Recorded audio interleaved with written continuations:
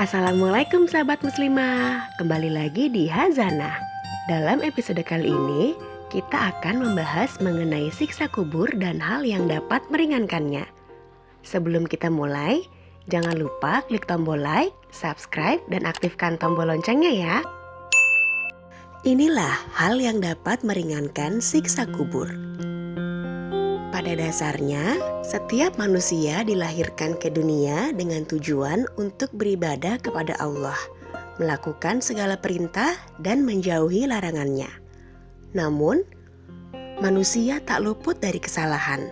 Mereka seringkali lalai dan akhirnya terjerumus dalam keburukan yang tak disenangi Allah. Jika ia bertaubat dan kembali pada Allah sebelum ajalnya menjemput, maka tentu Allah akan memaafkannya. Karena sesungguhnya Allah Maha Pengampun.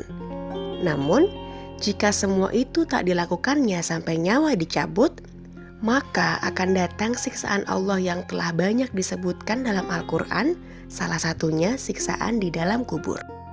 Lalu, muncul pertanyaan, apakah siksa kubur akan terjadi secara terus-menerus atau akan terputus? Dalam kitab Ar-Ruh lil Ibnil Qayyim karya Ibnu Qayyim Al-Jauziyah dijelaskan bahwa siksa kubur merupakan jenis yang terus-menerus, kecuali seperti yang disebutkan dalam beberapa hadis, bahwa siksaan itu dapat diringankan antara 2 kali tiupan sangkakala. Kekekalan siksaan ini juga ditunjukkan dalam hadis yang diriwayatkan oleh Imam Al-Bukhari tentang mimpi Nabi SAW yang di dalamnya menyebutkan, dia yang melakukan yang demikian itu hingga hari kiamat.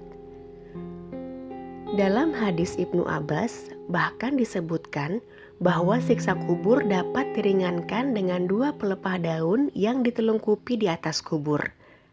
Siapa tahu pelepah daun ini dapat meringankan siksa keduanya selagi belum kering. Hadis itu menandakan bahwa siksaan kubur berjalan terus-menerus dan akan dibatasi dengan basahnya pelepah daun tersebut. Hadis riwayat lainnya dari Ar-Rabi bin Abad dari Abul Aliyah dari Abu Hurairah juga menceritakan tentang orang yang memukuli kepalanya dengan batu dan hal itu berlangsung terus-menerus tanpa henti. Namun, di sisi lain terdapat siksaan yang bisa berhenti dalam jangka waktu tertentu. Setelah itu akan terputus. Seperti siksaan yang ditimpakan kepada orang yang durhaka, yang kesalahannya ringan, sehingga ia dijatuhkan siksaan sesuai dengan kesalahannya. Kemudian, siksaan di neraka akan diringankan hingga akhirnya dibebaskan. Pada dasarnya, siksaan dapat terputus dengan kekuatan doa, sedekah, istighfar, pahala haji, dan bacaan yang dilakukan oleh kerabat dan orang-orang yang ada di sekeliling jenazah, tentunya dengan ridho Allah.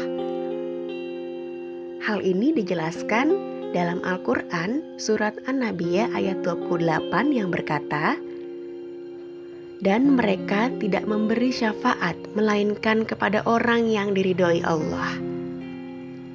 Dan surat Al-Baqarah ayat 255.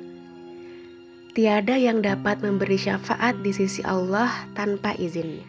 Riwayat tentang kekuatan doa ini juga dikatakan oleh Ibnu Abud Dunya.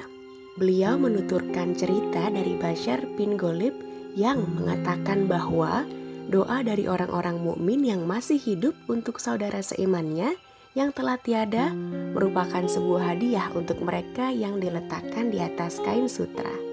Sehingga dikatakan oleh mereka, ini ada hadiah fulan bagi diriku.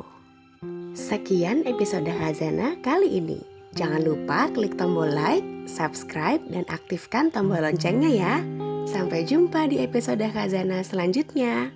Wassalamualaikum warahmatullahi wabarakatuh.